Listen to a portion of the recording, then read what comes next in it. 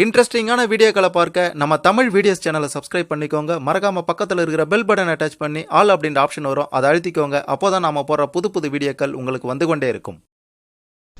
தூத்துக்குடியில் 12ஆம் வகுப்பு படித்து வந்த மாணவியினுடைய சம்பவம், மாணவிக்கு நடந்த கொடுமை சித்திரவதையால் அவங்க காலமானது மிக பெரும் அதிர்வலைகளை ஏற்படுத்தி இருக்கக்கூடிய நிலையில் இந்த சம்பவம் நடந்து இன்றோடு 8வது நாள் முடிவடைகின்றது. அதாவது மார்ச் 10ஆம் தேதி அந்த மாணவி காணாமல் போனாங்க. அன்றே அவங்க காலமாகி இருக்காங்க. பாவிகள் இப்படி பண்ணியிருக்கானுங்க.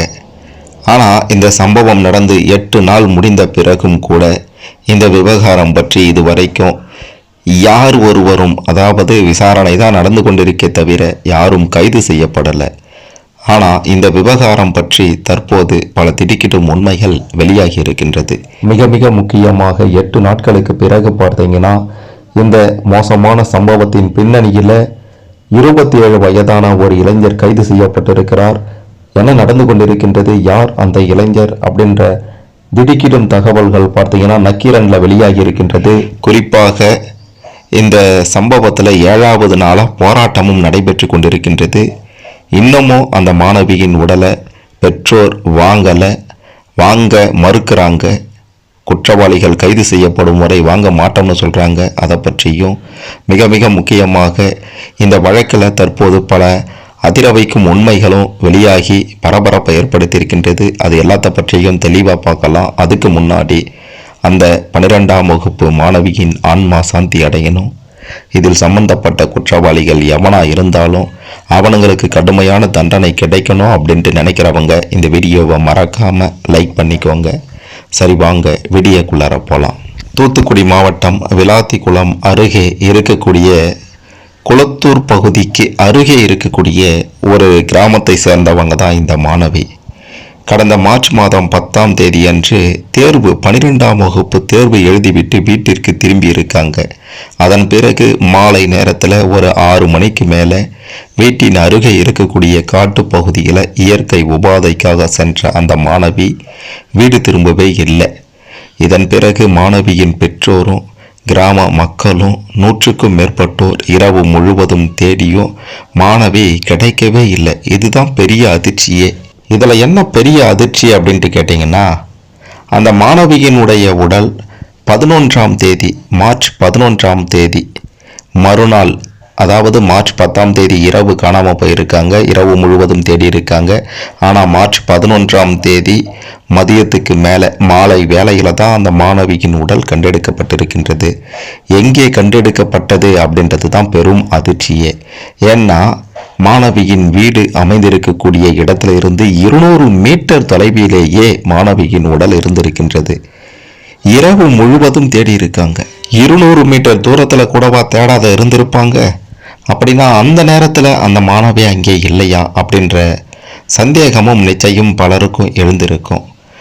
மாணவியினுடைய பெற்றோர் பார்த்தீங்கன்னா முதல்ல அவங்க கிராமத்திற்கு பக்கத்தில் இருக்கக்கூடிய குளத்தூர் காவல் நிலையத்தில் தான் புகார் கொடுக்க போயிருக்காங்க.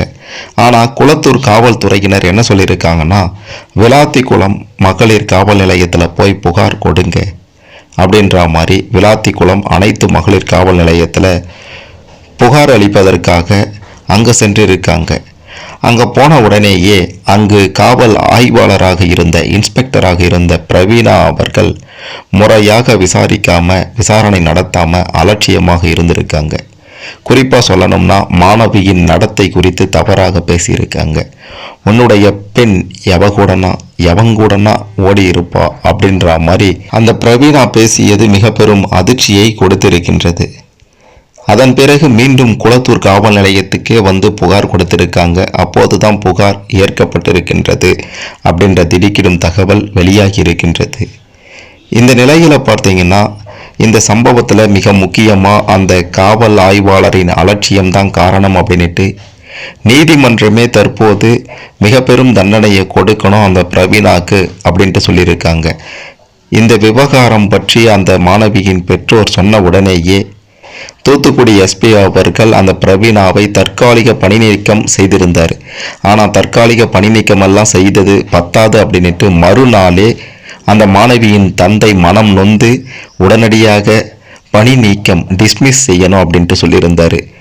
அதன் பிறகு 3 நாட்கள் கழித்து நேற்று முன்தினம்தான் பார்த்தீங்கன்னா நீதிபதியும் அந்த பெண் காவலருக்கு இந்த தண்டனை பத்தாது, கடுமையான தண்டனை கொடுக்கணும் அப்படின்ற மாதிரி சொல்லியிருந்தார். சரி, இந்த விவகாரத்தில் பார்த்தீங்கன்னா 8வது நாள் முடிஞ்சிடுச்சு. 8 நாட்கள் கழித்து பல உண்மைகள் வெளியாகி இருக்கின்றது அப்படின்ட்டு கூட சொல்லலாம். குற்றவாளிகளை கைது செய்வதற்காக 10 தனிப்படைகளும் அமைக்கப்பட்டிருக்கின்றது. அது மட்டுமல்லாமல் அதே கிராமத்தை சேர்ந்த நபர்கள் மற்றும் வடமாநில தொழிலாளர்கள், பள்ளியில் உடன் படித்த மாணவர்கள் அப்படின்ட்டு 14க்கும் மேற்பட்ட நபர்களை பிடித்து விசாரணையும் செய்திருக்காங்க. அதில் 5 பேரிடம் DNA மாதிரி சோதனையும் நடத்தப்பட்டிருக்கின்றது. ஆனால் இதுவரைக்கும் இவங்க தான் குற்றவாளி அப்படின்றத கண்டுபிடிக்க முடியல. என்ன காரணம்னா அந்த இடத்துல எந்த ஒரு CCTV கேமராக்களும் இல்லை அப்படின்றது இந்த வழக்கில் பெரும் சவாலாக இருக்கின்றது. அந்த இடத்தை சுற்றி இருக்கக்கூடிய பகுதிகளில் இருக்கக்கூடிய CCTV கேமராக்கள் அருகில் இல்லை அப்படின்னாலும் தூரத்தில் இருக்கக்கூடிய கேமராக்களை எல்லாம் ஆராய்ந்து பார்த்து அந்த நேரத்தில் என்ன நடந்தது அப்படின்றத அவங்க தற்போது விசாரணை மேற்கொண்டுட்டு இருக்காங்க. குற்றவாளிகள் கைது செய்யப்படவில்லை அப்படின்ட்டு சொல்லி 7வது நாள் ஆகிடுச்சு. 7வது நாட்களாக அந்த மாணவியின் பெற்றோரும் கிராமத்தினரும் உறவினரும் இந்த நிமிடம் வரை இன்னமும் உடலை வாங்காமல் போராட்டத்தில் தான் ஈடுபட்டு இருக்காங்க அப்படின்றதும் குறிப்பிட வேண்டிய விஷயம். இந்த சம்பவம் தற்போது மிக பெரும் பரபரப்பை ஏற்படுத்தி இருக்கக்கூடிய நிலையில் பார்த்தீங்கன்னா அடுத்தடுத்து இந்த விவகாரத்தில் வெளியாகி இருக்கக்கூடிய விஷயம் எல்லாமே திடுக்கிட வைக்கின்றது. இந்த சம்பவத்தின் போது அந்த பகுதியில் பயன்பாட்டில் இருந்த சுமார் 1600 செல்போன் எண்களை ஆய்வு செய்திருக்காங்களாம். இதுவரைக்கும் கிட்டத்தட்ட 212 பேரிடம் விசாரணை நடந்திருக்கு அப்படின்ற ஒரு தகவலும் வெளியாகி இருக்கக்கூடிய நிலையில் இந்த DNA பரிசோதனை 5 பேரிடம் செய்யப்பட்டிருக்கின்றது. அந்த முடிவு வெளியானால் நிச்சயம் இந்த வழக்கில் பெரிய திருப்புமுனை ஏற்படும் அப்படின்றதுல எந்தவித மாற்று கருத்துமே இல்லை.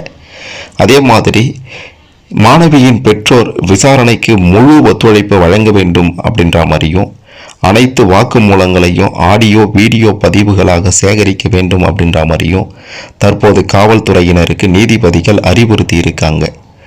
இந்த வழக்கில் மெத்தனமாக நடக்கவே கூடாது, மெத்தனமாக செயல்படும் அதிகாரிகள் மீது கண்டிப்பாக நடவடிக்கை எடுக்கப்படும் அப்படின்னுட்டும் நீதிபதிகள் தற்போது எச்சரித்திருக்காங்க அப்படின்றதும் குறிப்பிட வேண்டிய விஷயம்.